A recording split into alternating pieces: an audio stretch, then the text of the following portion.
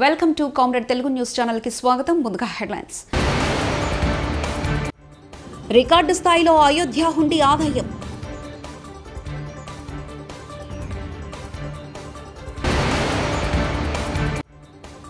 Political ఎంట్రీతో hot comments చేసిన hero Vijay.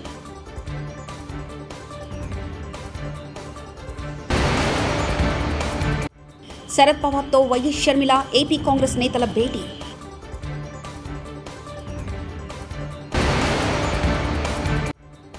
Parliament ఎన్నికల్లో మల్కాజ్గిరిలో ఎగిరేది కాంగ్రెస్ జెండానే బండ్ల గణేష్ వ్యాఖ్య.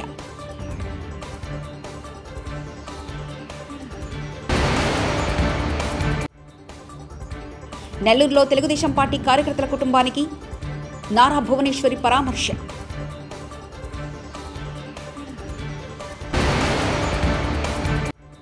దమ్ముంటే ముందు ప్రజలకిచ్చిన గ్యారెంటీలు అమలు మీద దృష్టి పెట్టండి మాజీ మంత్రి హరీష్ రావు. ఉత్తరప్రదేశ్లోని అయోధ్య రాములవారి గుడికి రికార్డు స్థాయిలో ఆదాయం సమకూరింది. కలియుగ ప్రత్యక్ష దైవం తిరుమల శ్రీ వెంకటేశ్వర స్వామి హుండీ ఆదాయంతో శ్రీరాముడు పోటీ పడుతున్నారని భక్తులు అంటున్నారు. జనవరి 22న ప్రధాని నరేంద్ర మోదీ చేతుల మీదుగా రాములవారి ప్రాణప్రతిష్ఠ జరగగా గడిచిన 10 రోజుల్లో వచ్చిన ఆదాయం రికార్డు నెలకొల్పింది. గత నెల 22 నుంచి ఫిబ్రవరి 1 వరకు 25 లక్షల మంది భక్తులు రామచంద్రుణ్ణి దర్శించుకున్నట్లు అయోధ్య రామ జన్మభూమి ట్రస్ట్ తెలిపింది. ఆలయానికి ఇప్పటి వరకు 11 కోట్లకు పైగా విరాళాలు సమకూరాయని ట్రస్ట్ వెల్లడించింది. పొలిటికల్ ఎంట్రీతో హాట్ కామెంట్స్ చేసిన హీరో విజయ్ లోక్సభ ఎన్నికల్లో పోటీ చేయ ఏ పార్టీకి మద్దతివ్వం, త్వరలోనే పార్టీ అజెండా ప్రకటిస్తామని తెలియజేశారు. తమిళనాడు అవినీతి పాలన కొనసాగుతుందని 2026 అసెంబ్లీ ఎన్నికలే మా టార్గెట్ అని తెలిపారు. ఢిల్లీలోని తన నివాసంలో ఎన్సీపీ అధినేత శరద్ పవార్ను ఏపీ కాంగ్రెస్ అధ్యక్షురాలు వైఎస్ షర్మిల కలిశారు. ఆంధ్రప్రదేశ్కు ప్రత్యేక హోదా అంశాన్ని పార్లమెంట్లో లేవనెత్తాలని కోరుతూ వినతి పత్రాన్ని అందజేశారు. ఆమె వెంట కేవీపీ రఘువీరారెడ్డి, జేడీ సీలం తులసిరెడ్డి, మస్తాన్ వలి, సుంకర పద్మశ్రీ తదితరులు ఉన్నారు.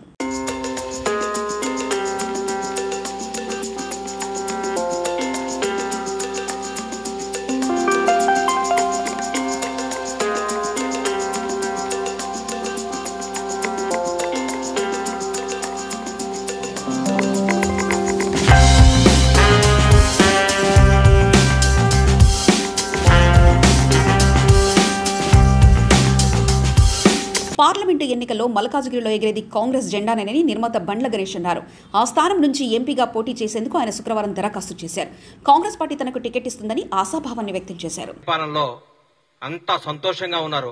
అప్పట్లో చరిత్రలో ఉండేది పాండవులు ఎక్కడుంటే అక్కడ అన్ని శుభాలే జరుగుతున్నాయి, మంచి జరుగుతుంది, అన్ని బాగుంటాయి అనే చిన్నప్పుడు మేము చరిత్రలో చదువుకున్నాం. అది ఈ 60 రోజుల నుంచి జరుగుతుంది. ఇద్దరు కలిస్తే మాట్లాడుకునేది కాంగ్రెస్ పరిపాలన గురించి. ఎక్కడ మాట్లాడే డిస్కషన్ కాంగ్రెస్ పరిపాలన. అబ్బా అద్భుతంగా జరుగుతుంది. రేవంత్ రెడ్డి గారు మంత్రివర్గం కానీ, రేవంత్ రెడ్డి గారు కానీ, కాంగ్రెస్ పరిపాలన కానీ, గౌరవనీయుల మంత్రులు, మాజీ మంత్రులు కానీ, ముఖ్యమంత్రులు గారు కానీ వాళ్ళు మాట్లాడుతున్న తీరు చూస్తుంటే చాలా బాధగా ఉంది, చాలా దుఃఖం వేస్తుంది నాకు. జనం ఓటేపీచి గెలిచిన ఎమ్మెల్యేలు ముఖ్యమంత్రి గారిని కలవక ఎవరిని కలుస్తారండి? వాళ్ళ సమస్యలు తీరవద్దా? వాళ్ళ సమస్యలు సాల్వ్ చేసుకోవద్దా? ప్రజలకు వాళ్ళు సేవ చేయొద్దా? వాళ్ళు కలవద్దా? వచ్చి ఓన్లీ తెలంగాణ భవన్లో కూర్చొని మీటింగ్లు చెప్పుకోవాలి, వెళ్ళిపోవాలనా? ప్రభుత్వాన్ని తిట్టాలనా? ప్రజాసేవ చేయొద్దండి? గాలి కొదిలేయాలన్నా జనాన్ని? మిమ్మల్ని నమ్మి ఓట్లు వేసిన వాళ్ళని గాలి కొదిలేసి మీరు పట్టించుకోకుండా మీరు ఊరికే రేవంత్ రెడ్డి గారు అజ్జేయట్లేదు, రేవంత్ రెడ్డి గారు ఇచ్చేయట్లేదు, కాంగ్రెస్ ప్రభుత్వం ఇచ్చేయట్లేదు, అనవసరంగా ఎన్నుకున్నారు, తప్పు చేశారు, అది ఇదని మీరు మాట్లాడుకుంటా మీకు ఉష్ణాయసం తప్ప 5 సంవత్సరాల వరకు ఎన్నికలు రావు, ఇబ్బంది లేదు. రేపు జరగబోయే పార్లమెంట్ ఎన్నికల్లో కూడా బ్రహ్మాండమైన సీట్లు గెలిచి రాహుల్ గాంధీ గారిని ప్రధాని చేయడానికి మా కాంగ్రెస్ కార్యకర్తలందరూ, తెలంగాణ ప్రజలు సిద్ధంగా ఉన్నారు. మల్లారెడ్డి గారు అంటాడు, మాట్లాడితే ముఖ్యమంత్రి గారిని ఎట్లా పడితే అట్లా కామెంట్ చేస్తున్నాం. ముఖ్యమంత్రి గారు అంటే గౌరవి, ఆ పదానికి గౌరవి. రేవంత్ రెడ్డి గారిని ఏకవచనం సంబోధిస్తున్నావు. నీ మల్లారెడ్డి కాదు, మీ నాన్న మల్లారెడ్డి, మీ తాత మల్లారెడ్డి, ఇంకో మల్లారెడ్డి వచ్చినా ఈ రోజు కాంగ్రెస్ ప్రభుత్వాన్ని ఏం చేయలేరు, రేవంత్ రెడ్డి గారిని ముట్టుకోలేరు. మీరు గుర్తుపెట్టుకోండి. దయచేసి చెప్తున్నా, కాంగ్రెస్ ప్రభుత్వం అద్భుతంగా పరిపాలిస్తుంది. ఇంకో 2 గ్యారెంటీలు ఇస్తుంది. రేవంత్ రెడ్డి గారు 20 గంటలు పనిచేస్తున్నాడు. ఈ మధ్య కాలంలో భారతదేశంలో ఏ ముఖ్యమంత్రి పడినంత కష్టం రేవంత్ రెడ్డి గారు పడుతున్నాడు. రోజుకి 20 గంటలు పనిచేస్తున్న ఏకైక ముఖ్యమంత్రి మాకు తెలిసిన ముఖ్యమంత్రి. ఈ రోజు చెప్తున్నా, బీఆర్ఎస్ పార్టీ అనేది నిజంగా ఇక లేదు, రాదు, రాబోదు కూడా. ఎందుకంటే రాబోయేది, జరగబోయేది కాంగ్రెస్ వర్సెస్ బీజేపీ పోటీ ఉంటుంది. మిమ్మల్ని మర్చిపోయాం, మీ శకం ముగిసిపోయింది. మీరు ఏం చేసినా గానీ ఈ పార్లమెంట్ ఎలక్షన్ లో గజన విజయం సాధిస్తాం. ఈ 5 ఏళ్లు కాదు, ఈయన చేసిన అద్భుతాలతో వచ్చే 5 ఏళ్లు కూడా మేము సగర్వంగా తెలంగాణ ప్రజలను ఓటడిగి ఇంకొకసారి మళ్ళీ అధికారంలోకి వస్తాం. మల్కాజ్గిరిలో కాంగ్రెస్ జెండా ఎగురుతుంది ఎవరికి టికెట్ వచ్చినా. బ్రహ్మాండమైన మెజార్టీతో గెలుస్తాను. నేను ఊరికి అట్లా మాట్లాడిన అందరిలాగా బీఆర్ఎస్ ప్రభుత్వం లాగా దుమ్ము దులుపుతా ఎగురుతా గంతేస్తా అని గెలుస్తాం. టికెట్ వస్తే గెలుస్తాం. కాంగ్రెస్ జాయిన్ చేసుకోదేమో ఆయనను, మేమైతే జాయిన్ చేసుకున్నాం. మా మంత్రి ఎందుకు ఇస్తారని మా దగ్గర మహానుభావులు బ్రహ్మాండ ఎట్లుందండి మా పరిపాలన. మల్కాజ్గిరి అంటే మల్కాజ్గిరి హైదరాబాద్ సిటీలో ఉంది. నాకు మల్కాజ్గిరిలో చేయాలని అప్లికేషన్ పెట్టా. పెద్దలు ఆమోదించి అనుగ్రహించి నన్ను నమ్మి నాకు టికెట్ ఇస్తే ఘన విజయం సాధిస్తా. నాకు టికెట్ ఇస్తారని ఆశిస్తున్నా అంతే. తెలుగుదేశం పార్టీ అధినేత చంద్రబాబు సతీమణి నారా భువనేశ్వరి శ్రీ పొట్టి శ్రీరాములు నెల్లూరు జిల్లాలోని ఆత్మకూరు నియోజకవర్గంలో శుక్రవారం పర్యటించారు. చంద్రబాబు అరెస్టును తట్టుకోలేక అల్లీపురంలో గుండెపోటుతో మృతి చెందిన తెలుగుదేశం పార్టీ కార్యకర్తలు కముసుల ఆంజనేయరెడ్డి కుటుంబాన్ని పరామర్శించారు. అన్ని విధాలుగా అండగా ఉంటామని భరోసా ఇచ్చారు. బాధిత కుటుంబానికి 3 లక్షల ఆర్థిక సాయం చెక్కును అందజేశారు.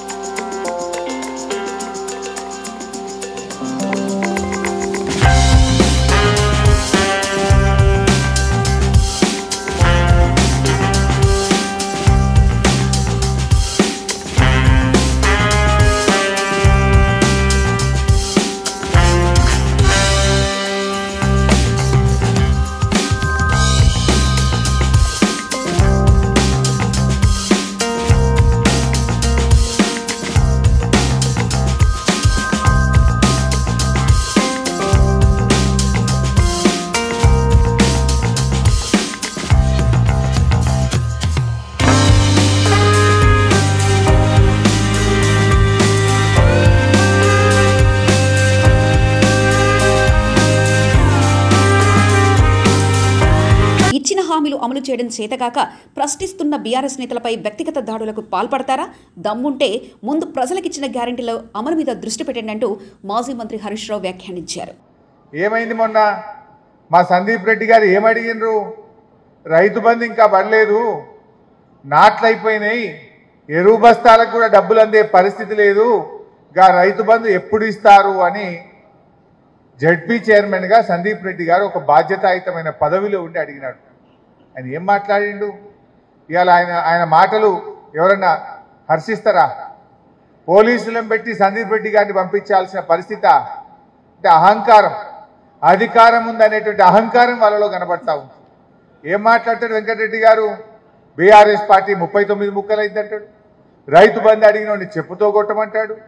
రైతు బంధు ఎప్పుడు వేస్తారన్న సందీప్ రెడ్డి గారిని జడ్పీ చైర్మన్ అని కూడా చూడకుండా పోలీసులను పెట్టి బయటకు పంపించే ప్రయత్నం చేస్తాడు.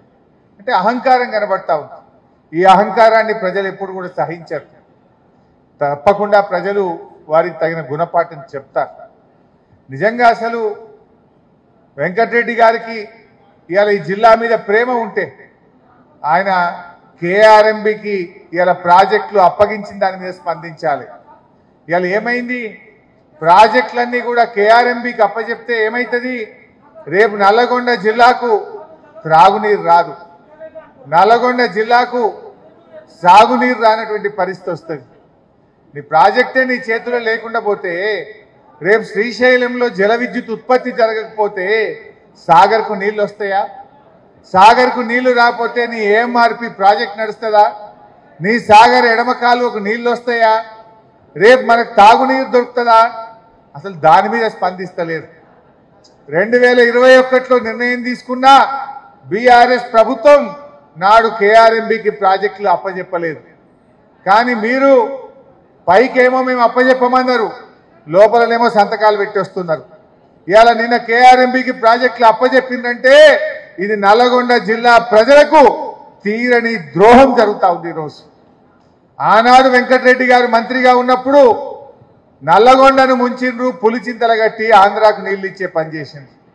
ఇవాళ మీరు జిల్లాలో 2 మంత్రులున్నా మళ్ళీ ఇవాళ ప్రాజెక్టులు కేఆర్ఎంబికి అప్పచెప్తే ఈ జిల్లా ప్రజలకు తీవ్రమైనటువంటి నష్టం జరిగేటువంటి పరిస్థితి ఉన్నది. దాని మీద స్పందించండి, ప్రజల ప్రయోజనాలు కాపాడండి. అధికారం ఉంది కదా అని ఇవాళ పోలీసులను వాడుకొని మా కార్యకర్తల మీద కేసులు పెట్టడమో, మా ప్రజాప్రతినిధులను బెదిరించడమో, మా పార్టీ నాయకులను నీ పార్టీలో చేర్చుకోవడం గొప్పతనం కాదు. ప్రజలు అన్ని విషయాలు కూడా గమనిస్తుంటారు. నాడు అన్ని అబద్ధాలే కదా. ఎలా మీరు కనీసం ప్రభుత్వంలోకి వచ్చినారు, ప్రచారంలో ఉంటే అబద్ధాలు మాట్లాడితే మాట్లాడిందేమో గెలవాలని, కనీసం పాలనలోనైనా నిజాయితీ చూపించండి, నిజాయితీగా పరిపాలన చేయండి, ప్రజలకు ఇచ్చిన హామీలు అమలు చేయండి, లేదంటే ప్రజలే మీకు తగిన గుణపాఠం చెప్తారని చెప్పి నేను మనవి చేస్తా ఉన్నాను. కృష్ణానది జలాల్లో మన వాటా తేల్చకుండానే కృష్ణా బోర్డుకు మన జలాలను అప్పగించిన కాంగ్రెస్ ప్రభుత్వం, బీఆర్ఎస్ వర్కింగ్ ప్రెసిడెంట్ కేటీఆర్. ఈ రెండు జీవనదులే మన తెలంగాణలో రైతుకు ప్రాణాధారం. అట్లాంటి కృష్ణానదిలో ఇప్పటి వరకు గత 10 ఏళ్లలో తెలంగాణ రాష్ట్రం ఏర్పడ్డాక ఆ కృష్ణానదిలో మా వాటా ఎంత, ఉమ్మడి ఆంధ్రప్రదేశ్ నుంచి ఏర్పడ్డ తర్వాత అల్లగైన తర్వాత మా వాటా ఎంత అంటే వాటానేమో తేల్చలేదు. మోడీ గారు 10 ఏళ్లలో కనీసం కృష్ణా జలాల్లో తెలంగాణ హక్కు ఎంత, వాటా ఎంత అని తేల్చే టైం ఆయనకు లేదు.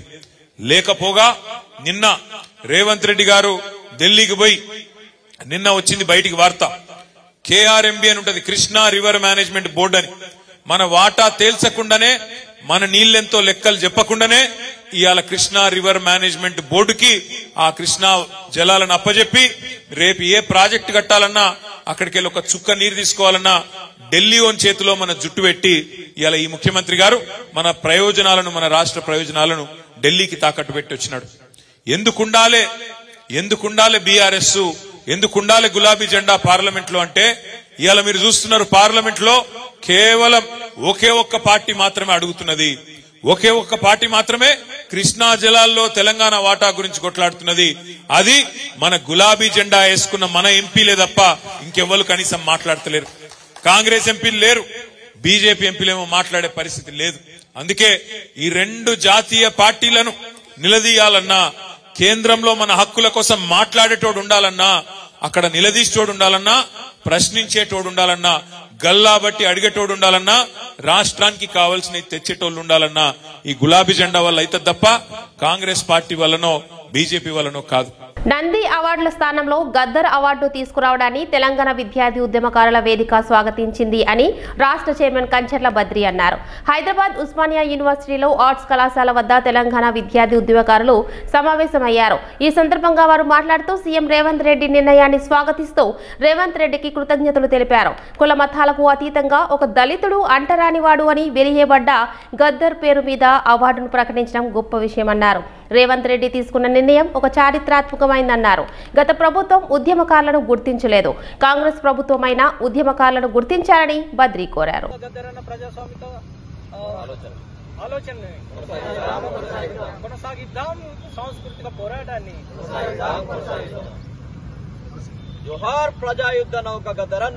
నేల మీద విరబూసిన విప్లవ గానం ప్రజాయుద్ధ నౌక గద్దరన్న గత తరానికి, నూతన తరానికి ఒక వారధిగా పనిచేసి తన జీవితాంతం తెలంగాణ ప్రజా గొంతుకగా తెలంగాణ నేల మీద ఆడి పాడి గజ్జగట్టి గొంతెత్తి పాలక వర్గాలను ప్రశ్నించి తన వెన్నుపూసలో బుల్లెట్లు దిగినప్పటికీ తన ఆట ఆపలేదు, మాట ఆపలేదు, పాట ఆపలేదు.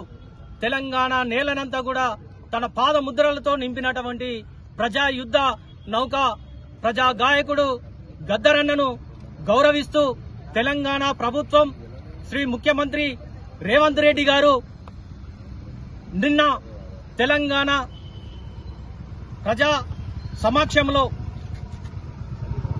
గద్దరన్న జయంతిని తెలంగాణ ప్రభుత్వం అధికారికంగా నిర్వహించడంతో పాటు గద్దరన్న పేరు మీద అవార్డును కూడా తెలంగాణ కోసం ఆడి పాడినటువంటి ప్రజా గాయకులకు, రచయితలకు, కళాకారులను గుర్తిస్తూ వారికి నంది అవార్డుల స్థానంలో గద్దరన్న అవార్డును ఇస్తామని చెప్పడాన్ని తెలంగాణ సమాజం, తెలంగాణ విద్యార్థి సమాజం, అదేవిధంగా కవులు, కళాకారులు అందరూ కూడా స్వాగతిస్తున్నట్లుగా ఇవాళ మేము ఉస్మానియా యూనివర్సిటీ వేదికగా తెలంగాణ విద్యార్థి ఉద్యమకారుల వేదిక తరపున ముఖ్యమంత్రి రేవంత్ రెడ్డి గారి నిర్ణయాన్ని స్వాగతిస్తూ అభినందనలు తెలియజేస్తూ వారికి ధన్యవాదాలు కూడా తెలియజేస్తా ఉన్నాం.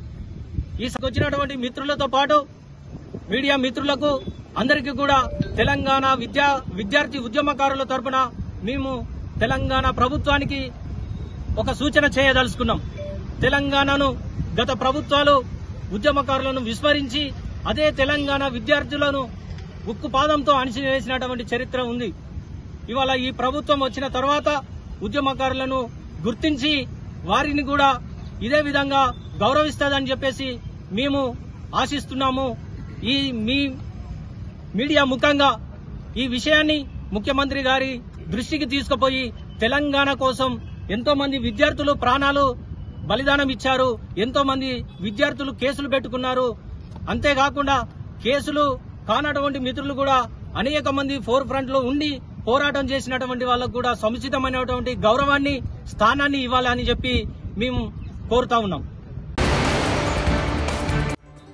రికార్డు స్థాయిలో అయోధ్య హుండీ ఆదాయం.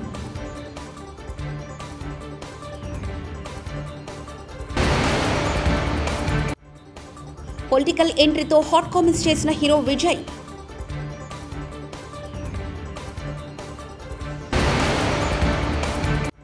శరద్ పవార్తో వైఎస్ షర్మిల ఏపీ కాంగ్రెస్ నేతల భేటీ.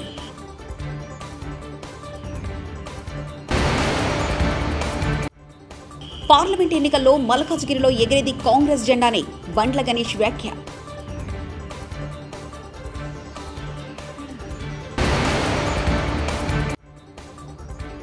నెల్లూరులో తెలుగుదేశం పార్టీ కార్యకర్తల కుటుంబానికి నారా భువనేశ్వరి పరామర్శ.